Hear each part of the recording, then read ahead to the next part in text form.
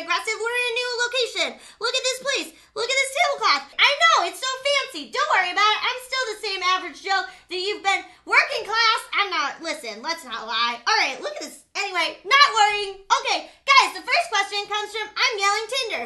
They say, the few guys on Tinder who will actually talk to me only want to talk about themselves and don't want to ask about me. How do I get men to love me?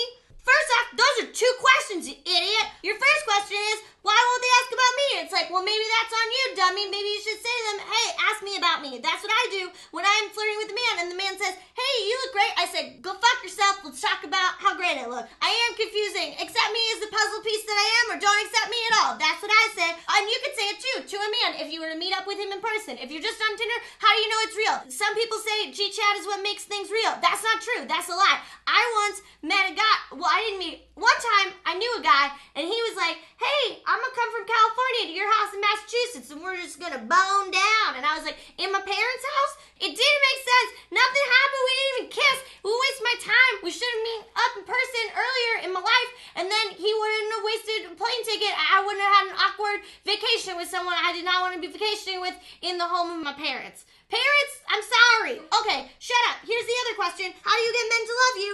You just say, hey, do that.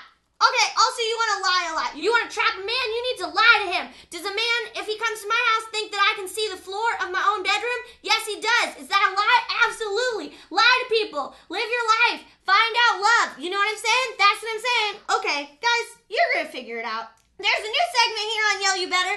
It's called, hey Katie, why don't you yell about some generic stuff so that way we don't burn through our questions as fast because not a lot of people are writing us questions, which is your fault. And you're like, Katie, you weren't around for a year. I stopped writing questions. Well, you should still be there for me. You know what I mean? Like, when you look back in the beach, that's when I carried you, okay? And you should be carrying me through this drought of questions that I'm currently going through. Why don't you get it together, buddy? Okay, the thing we're going to talk about today is book clubs. Why will no one invite me to one?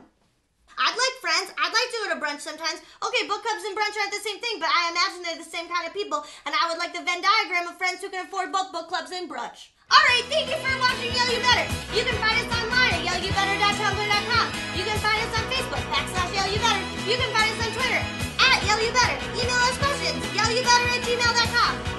Thank you.